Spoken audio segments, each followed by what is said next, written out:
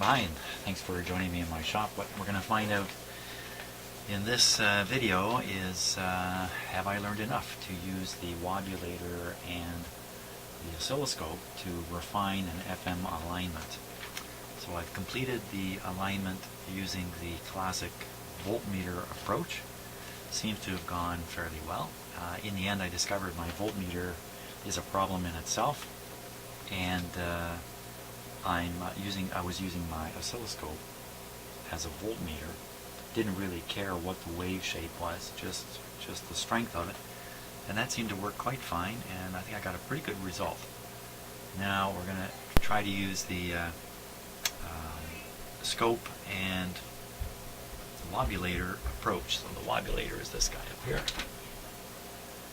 and you can't quite see the scope in that shot.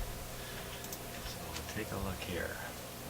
Well, before you do that, so I have my wobulator going. I have the radio tuned to it. Hopefully the radio is tuned accurately, but we'll be checking that.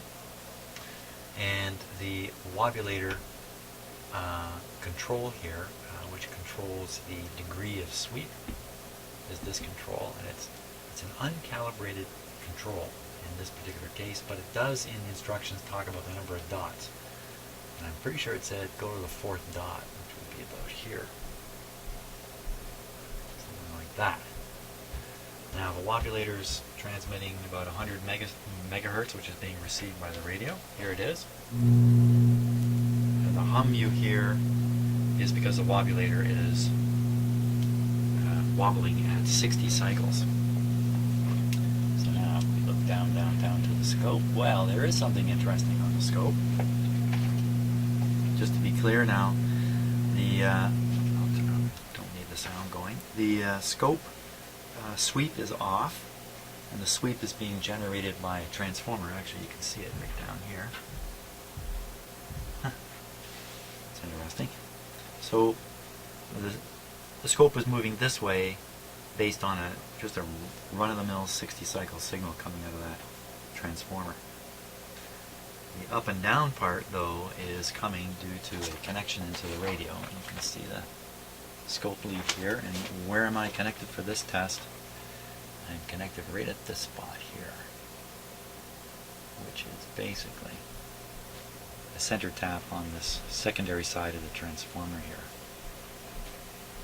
So that's where we're looking right now. And what do we see? We see a pretty interesting looking display here. See if I can get a little more of a close-up for you.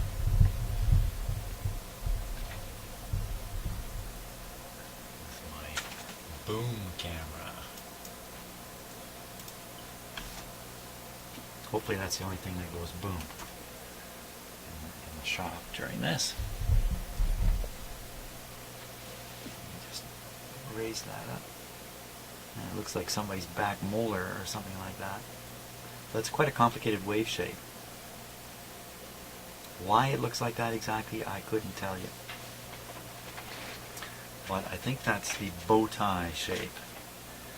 So what I'm going to do, the adjustment is supposed to be, I think, the lower slug in the discriminator coil.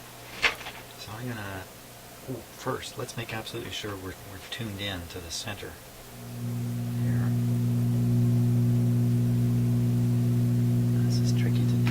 Tune the radio.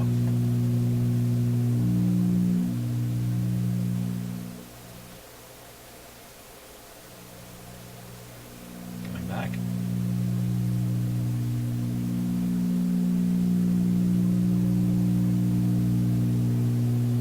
I think that's center tuned.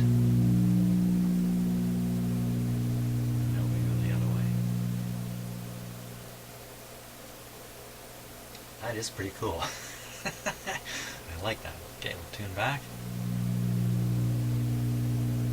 See, it's slamming up against the limit there at the bottom. You can see it. Limit. Why this isn't balanced top and bottom, I don't know.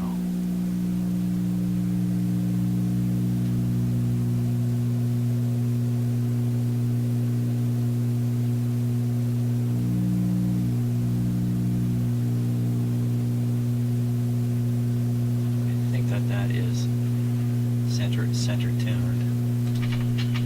You know, it's not terribly symmetrical.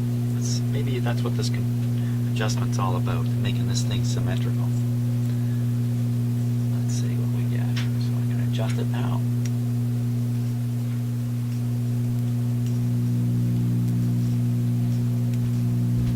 That just seems to be making it stronger and weaker. A few other weird things going on. Okay, now let me adjust the upper slug.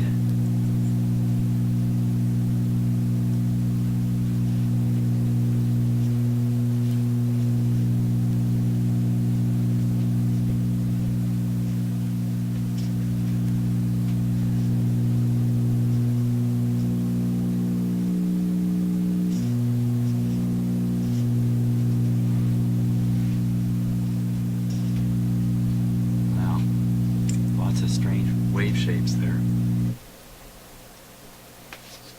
I couldn't tell you which one is the correct one. Yikes. I think symmetry is the important thing here. Let's tune the radio a little bit.